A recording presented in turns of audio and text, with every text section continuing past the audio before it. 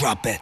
TBS FM. 현재 상황 문제 파악 맥락에 집중 묵직한 질문 흔들리지 않는 중심의 축제 일구 몸쪽 꽉 찬 돌 짚고 쇼미더뉴스 세상을 바라봐 어제의 뉴스가 오늘의 변화 쇼미더뉴스 진실을 찾아봐 오늘의 뉴스가 내일의 역사 쇼미더뉴스. 꼭 알아야 하는 뉴스만 골라서 전해드리겠습니다. 쇼미더 뉴스 채널분들입니다. 뚱커벨 인사이트 K 배종찬 소장입니다. 포르투갈을 이깁시다. 뚱블리 정상근 시사 전문기자입니다. 우루과이가 이깁시다. 네. 왜 시키지 않은 인사만 들어요? 왜 창의적으로. 오늘 저녁 6시부터 한파경보 온다는데 뚱커벨은 그 머리 잘라가지고 머리에 한파경보 올 것 같은데요? 지금 너무 춥습니다. 그러니까요. 이게 이제 한파가 오면 저는 양파가 되죠. 자, 자제해 주시기 바라고요. 예. 자, 윤석열 대통령이 불법과 절대 타협하지 않겠다며 업무 개시 명령을 발동하면서 정부와 화물연대가 끝없는 평행선을 달리고 있습니다. 이 강대강 대치전국 어떻게 해결해야 될까요? 청취자 여러분들 어떻게 해결책 갖고 계십니까? 자유롭게 의견 보내주시기 바랍니다. 간간히 소개해드리도록 하겠습니다.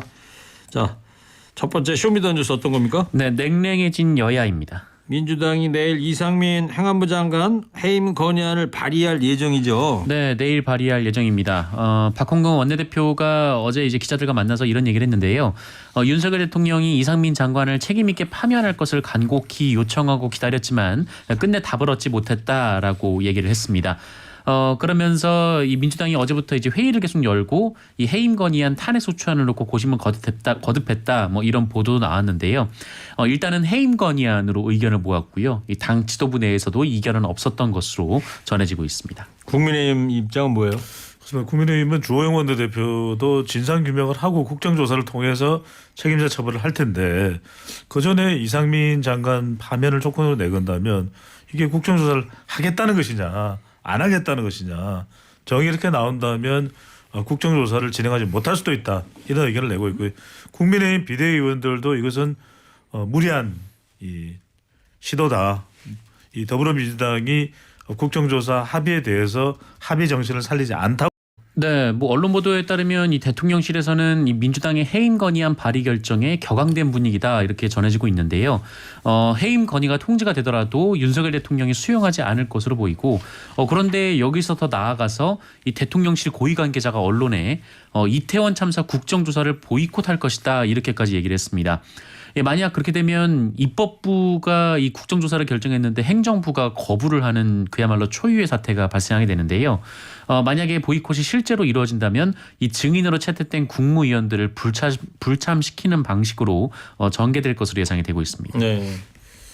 자, 대통령실은 세월호 수습 당시 비교하면서 이상민 장관 해임 요구를 거부하고 있는 상황이에요. 그렇습니다. 그러니까 이것이 일종의 이제 진상 규명을 하고 난 이후에 책임자 조처를 하겠다는 것인데 왜 이렇게 국정조사를 아직 45일간 진행하지도 않은 상황에서 이상민 장관 파면이나 경질을 요구하는 것이냐 이건 정치적인 요구다 받아들일 수가 없다 이제 이렇게 대통령실이 밝혀야 되는데 여기서 아주 큰 이 기준의 차이가 작동하고 있습니다. 왜냐하면 이 장관 이상민 장관에 대해서는 이 이태원 참사 12구 참사가 있고 난 직후부터 벌써 국민 여론은 거의 60% 이상 이 사퇴를 요구하고 있거든요. 네. 그러니까 이상민 장관에 대한 사퇴는 진상을 규명해서 이상민 장관이 문제가 있다면 사퇴하라는 것이 아니라 전반적인 책임을 지고 물러나라라는 요구죠. 네. 그러니까 국정조사 이후에 이상민 장관을 사퇴하는 것이 아니라 그것과는 별개로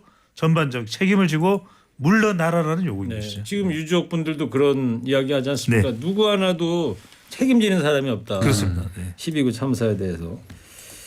자, 민주당에서는 이상민 장관에 대해서 이 해임 건의안이 이제 통과되더라도 이 대통령이 거부권 행사하면 못하는 거 아니에요? 네, 그러다 그렇습니다. 보니까 이제 탄핵까지 거론하고 있어요. 네, 뭐 아까도 말씀드렸듯이 민주당에서는 해임 건의안 그리고 탄핵안을 놓고 고심을 거듭했었는데요.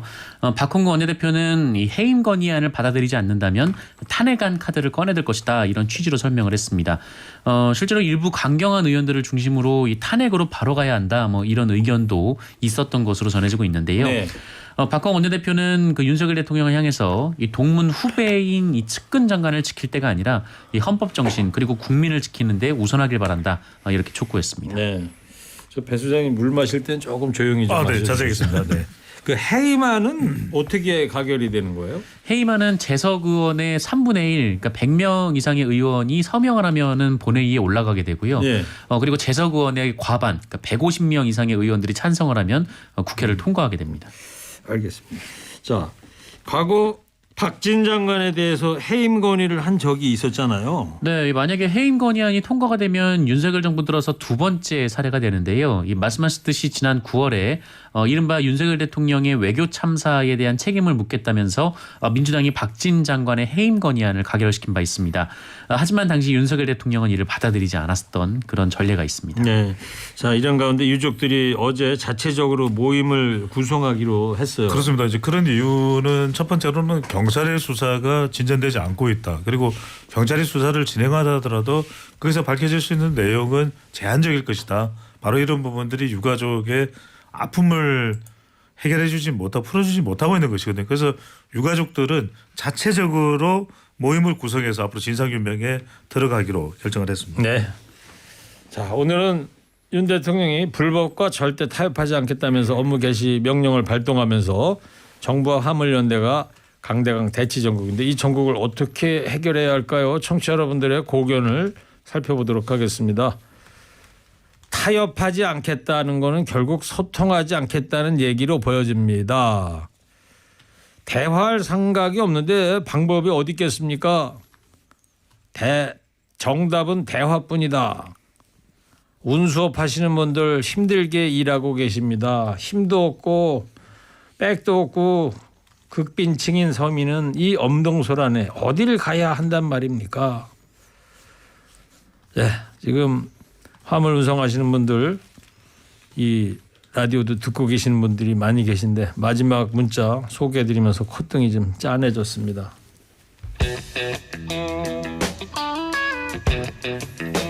다음 쇼미더뉴스는요.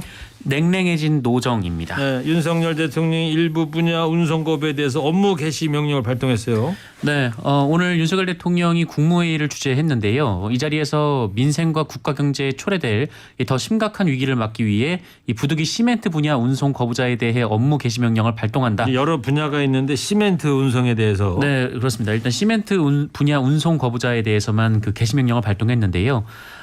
그리고 이제 국토교통부에서 이제 곧바로 업무 개시 명령을 발동을 했습니다. 이 화물차 운수사업법 14조에 따라 이 국토부 장관이 이 운수 업무 개시 명령을 내릴 수가 있는데요. 정작 발동된 적은 이번이 처음이긴 합니다. 이에 따라 이제 시멘트 업계 운송 거부자에게 업무 개시 명령이 송달이 되고요. 이 명령을 송달받은 분들은 송달이 확인된 다음 날 24시까지 집단 운송 거부를 철회하고 운송 업무에 복귀를 해야 합니다. 만약에 정당한 사유 없이 복귀 의무를 이행하지 않으면 그 운행 정지, 자격 정지 등 행정 처분 그리고 3년 이하의 징역, 3천만 원 이하 벌금 등 형사 처벌을 받을 수가 있습니다. 네. 화물 기사분들한테 면허 취소, 면허 정지하라는 거는 예? 생존권이 네, 박탈이 되는 생존권이 문제인 거죠. 박탈되는 그런 건 자, 윤석열 대통령이 화물 연대 파업에 대해서 불법으로 규정했어요. 그렇습니다. 오늘 국무회의에서 내려진 결정이고 원희룡 국토교통부 장관 좀 더 구체적으로 이야기를 했습니다만 계속 협상을 해왔습니다. 참 이게 안타까운 것은 현장에서의 조정도 필요하고 또 사회적 합의도 필요하고 법적인 명령은 사실상 최종 수단이거든요. 그런데 지금 당장에 화물연대가 있는데 이따가 정상 기자가 더 설명해 주겠습니다만 더 강력하게 대응하겠다는 이야기가 나오는 겁니다. 왜 그러냐면 지금 이것을 불법으로 보는 이유는 운송사업자 또는 운수종사자의 정당한 사유 없는 집단 운송 거부. 그런데 지금 화물연대에서는 정당한 사유가 있는 집단 운송 거부로 보고 있거든요. 네. 왜냐하면 안전운임제 자체가 안전운임제가 정말 그동안 이게 요금이 굉장히 서로 경쟁력이 치열한 이 경쟁을 하게 되면 결국 가져갈 수밖에 없고 가속할 수밖에 없고 하는 상황이지 않습니까? 그런데 이제 컨테이너선과 시멘트만 적용이 되어 왔고 시멘트에 대해서 업무 개시 명령이 먼저 내린 것은 이것에 상당한 이제 비용 피해 초래가 된다 이런 이제 입장인 것인데 네. 그래서 지금 이 업무 개시 명령을 발동하면서 이거 불법이다. 법적인 모든 책임은 화물연대 측에 있다. 이렇게 이제 규정을 하고 있는 거죠. 네. 화물연대 입장 어떻게 나와 있습니까? 네, 화물연대는 절대로 받아들일 수 없다라며 강하게 반발을 하고 있습니다. 이 업무 개시 명령 발표 직후에 성명이 나왔는데요. 윤석열 정부가 화물 노동자에 대한 계엄령을 선포했다라면서 즉각 철회하라라고 반발했습니다. 네. 근데 이게 참 이해가 안 되는 것이 저도 이제 관련해서 지금 칼럼을 쓰고 있는데 예. 이 화물연대 파업은 초강경 대응보다는 사회적 합의가 우선이라 해야 되는 것이거든요. 왜냐하면 지금 윤석열 대통령이 업무 개시 명령을 내리는데 화물연대는 안전운임제가 유지되지 않으면 더 이상 운송할 수 없다는 거예요. 네. 그러면 정말 우리는 막 우리가 이제 이 방송상에서는 적합하지 않은 용어가 될 수 있습니다만 어떤 수단을 동원하더라도 우리는 모르겠다. 배째라. 이건 막연하게 이 화물연대의 이기주의라고만 볼 수는 없는 것이거든요. 그만큼 열악한 환경이고 네. 그런데 업무 개시 명령을 내려버리면 물론 이제 그런 이유가 있을 수도 있습니다. 하지만 이렇게 되면 이제 앞으로 남아 있는 건 충돌밖에 없어요. 화물연대 그래 그럼 우리도 물리적으로 우리를 규합하 통제하려고 한다면 우리도 그냥 맞서겠다. 그러면 어떻게? 근데 저는 여기서 무슨 말씀이냐면 안전운임제에 대해서는 영구적인 지속을 요구하고 있는데 국토교통부에서 3년 더 연장하겠다고 했습니다. 그럼 남아 있는 건 뭐냐면 품목 확대거든요. 그러니까 지금 2개 컨테이너와 시멘트인데 이걸 7개 항목으로 늘려달라는 것이 이제 지금 화물연대 입장이고 국토교통부는 안 된다 그러면 저는 이거 왜 7개 중에서 한 2-3개는 좀 조정해 볼 수 있지 않나요? 네. 그리고 아니, 화물연대 쪽 입장은 좀 예. 요구사항을 낮출 수도 있다 이런 제안이 그러니까 있는데. 이거 제가 지금 관련된 내용이 뭐냐면 3-4개 정도를 좀 조정하고 그 품목 확대에 대해서도 안전운임제를 기존과 똑같이 적용할 필요는 없거든요. 그 수준을 조정하고 또 그 다음에 이 일정 이제 유지되는 기간 자체를 조정하면 될 일인데 저는 더 중요한 게 뭐냐면 지금 국토교통부는 어떤 생각을 하냐면 안전운임제가 뭐 과속 과정이나 이런 이 안전운전에 대해서 별 도움 안 되는 거 아니냐. 근데 네. 자료가 그러면 구체적인 게 있냐 이렇게 제가 찾아봤는데 없어요. 근데 이렇게 현장에서의 현장 파악 내용도 없는 가운데에서 이러다 보니까 저도 치열한 대치 국면밖에 되지 않죠. 저는 조금 더 머리를 맞대면 좋겠어요. 예. 조금 더. 배 수장님 얘기는 이제 안전운임제는 업무 환경 조정의 문제고 품목은 협의가 가능한데 예. 대화를 왜 안 하느냐 이게 안타깝다. 조금 더 자료를 가지고. 예. 자 앞으로 이 노동계가 이 동투가 계속 이어질 텐데 이 노정 갈등이 더 깊어질 것 같습니다. 그렇습니다. 제가 말씀드렸던 대로 이게 그래서 지금 왜냐하면 3가지 단계 중에서 현장 조정되는 거하고 사회적 합의하고 마지막 이제 법적 수단 이 최종 조치인데 지금 바로 최종 조치로 가고 있거든요. 저는 그래서 앞으로 노정 간의 갈등은 더 심화될 가능성 상당히 있을 것으로 보입니다. 참 그 옛날에나 한번 나와 있을 법했던 예. 파업 현장에 경찰 투입 이런 것까지는 제발 그런 기사를 안 봤으면 좋겠어요. 내일까지 안 들어오면 투입될 가능성이 있는 거죠. 자, 민주당은 화물연대 파업이 윤석열 정부 때문이다 이런 비판을 하고 있지 않습니까? 네, 민주당은 지난 6월에 이제 파업을 했을 때 이 정부와 약속한 것이 있는데 이 정부가 약속을 파기해 놓고 지금 과잉 대응으로 사태를 치킨 게임으로 몰아가고 있다. 이렇게 비판을 하고 있습니다. 박홍우 원내대표는 이 화물연대를 협상 가치조차 없는 집단으로 매도를 하고 또 조합원과 비조합원 사이를 이간질하고 있다라고 비판했고요. 이런 상황에서 교섭이 될 리가 만무하고 또 무능, 무책임, 무대책으로 일관하면서 이 정부의 태도가 사태를 키우고 있다 이렇게 비판했습니다. 그리고 이정미 정의당 대표도 관련돼서 비판을 했는데요. 지난 6월에 이 화물 노동자들에게 안전운임제 범위를 확대하겠다고 약속을 해놓고 그 답을 내놔야 되는데 이 난데없이 엄벌 타령을 하면서 이 업무 개시 명령을 내렸는데 이게 가당키나 한 일이냐 이렇게 비판했습니다. 작년 1년 전 이맘때에 그 요소수 파동이 일지 않았었습니까? 네, 맞습니다. 네. 그래가지고 화물차 기사분들이 그 요소수 구하려고 몇 시간씩 동문서주하고 주유소에 예. 진을 치고 그랬던 장면도 기억이 나고요. 그러니까 이게 뭐 하는지 모르겠는 게 이게 안전운임제가 지난 2018년 4월에 화물자동차 운송사업법으로 개정되면서 2020년 그리고 이제 지난해 올해까지는 3년간 국회는 뭐 했냐 이거죠. 이걸 조정해주고 중간에서 품목 확대가 이견이 되면 제가 보기에는 한 2-3개는 품목 확대 조정될 수 있을 것 같거든요. 내용을 보면 네. 상식적으로 좀 접근을 한다면 그 중재 역할을 국회도 했었어야 되는 것이죠. 예, 좋은 지적이세요. 배 수장님이 이 화물연대 파업과 관련해서 공부를 많이 하신 것 같아요. 네네. 예, 계속 신경을 써주시기 바랍니다. 자, 앞서 이야기한 대로 정부와 화물연대가 강대강 대치적인데 여러분들의 의견을 소개해드리겠습니다. 축구 대표 선수들 죽을 힘을 다해 뛰는데 대통령과 정부는 국가를 위해 뭐 하는지 요유.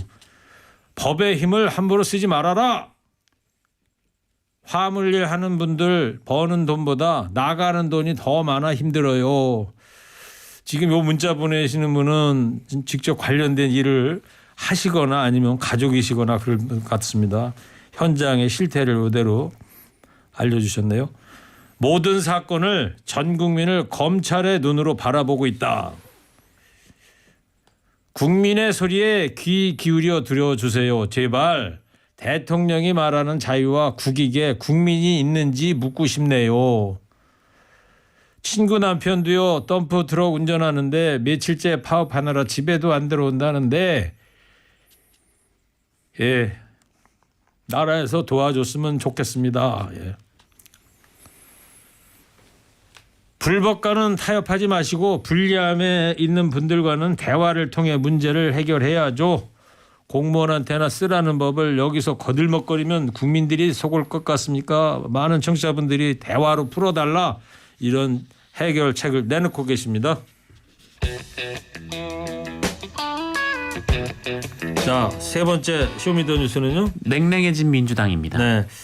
대표적인 비명계인 민주당 서른 의원이 이재명 의원의 당 대표직 사퇴를 처음 언급했는데요. 이 육성을 듣겠습니다. 나 이재명은 나 이 상황에서 결백하다라고 선언을 하고 보여주겠다. 때문에 나는 당에 더 이상 누를 끼치지 않겠다. 나는 떳떳하기 때문에 내가 혼자 싸워서 돌아오겠다. 이렇게 선언하고 당대표를 물내놓는 것도 한 방법일 수 있어요. 아마 그러면은 상당히 많은 우리 당 지지자들과 국민들이 역시 이재명이구나 라고 박수 칠지도 몰라요. 근데 그건 선택은 이재명 대표가 할 문제죠. 저라면 그렇게 했을 겁니다. 네, 아주 강한 이야기를 하네요. 네, 어제 서른 의원이 KBS 라디오에 출연해서 이재명 대표에 대해서 얘기를 했는데요. 혼자 싸워서 돌아오겠다 이렇게 선언하고 당대표를 내놓는 것도 한 방법이다 이렇게 얘기를 했습니다. 그러면서 이 법원이 구속영장을 때린 걸 보면 결백을 우리가 받아들일 수 있겠냐라고 얘기를 하면서 이재명 대표가 법원의 결정을 존중하는 의미에서 과감하게 사과하는 것이 순리에 맞다라고 말하기도 했습니다. 네, 서른 의원님은 대표적인 비명계 의원인데 다른 비명계 의원들도 공세를 강화하고 있다면서요? 그렇습니다.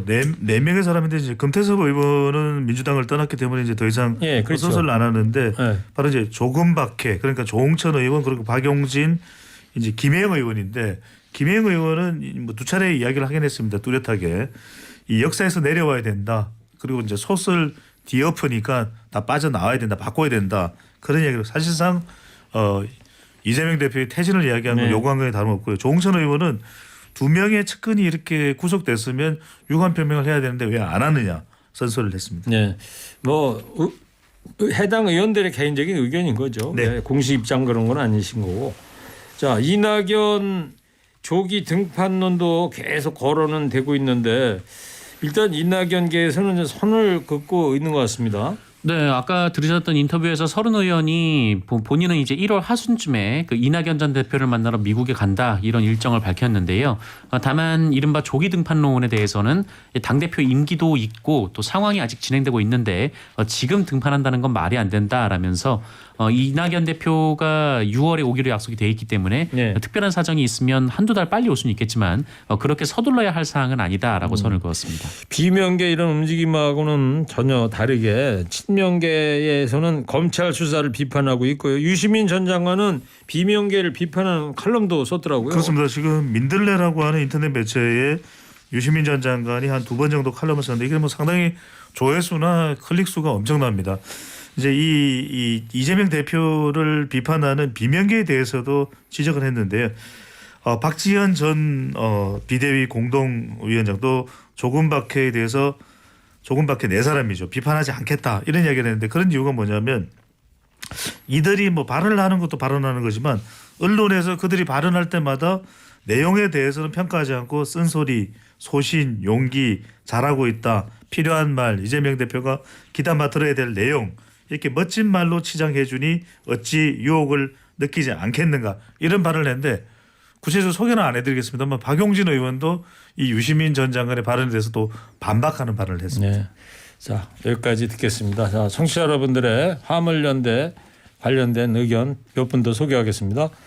선택적 법률 적용에 신물이 납니다. 공정, 정의, 자유는 어디에서도 찾아볼 수가 없네요. 유유. 국민을 이제 그만 울리세요. 노동자가 왜 파업을 할까요? 살겠다고 살아보겠다고 파업하는 거 아닙니까? 그런데 법만 앞세우는 것이 이 나라 법입니까? 제가 MBC 근무할 때 파업 많이 했었죠. 네. MBC가. 그때 저희 나름대로 공정방송을 쟁취하기 위해서 파업을 하는 건데 밖에서 불법 파업이다. 이런 이야기 들을 때 가장 가슴이 쓰라렸습니다. 예. 자, 약자에겐 한없이 모질고 있는 자 권력한테는 한없이 관대하다. 예. 자, 오늘 한 줄 평 두 분도 해주기 바랍니다. 정부와 화물연대 대치전국 어떻게 풀어야 할까요? 뚱커벨부터 해주세요. 3, 2, 1. 업무 개시 명령이 아니라 민심 접수 명령을 받으시죠. 간만에 확실한 보장을 받으세요. 자, 이어서 정상근 기자 해주세요. 3, 2, 1. 약속은 어디 가고 엄벌만 나붙기나. 원래 이것밖에 준비 안 하시는 거예요. 두 분이 공부 많이 하신 것 같다고 그러네. 예. 김현우 PD가 예. 자, 쇼미더뉴스 지금까지 배종찬 소장, 정상근 기자였습니다. 두 분 고맙습니다. 쇼미더 뉴스.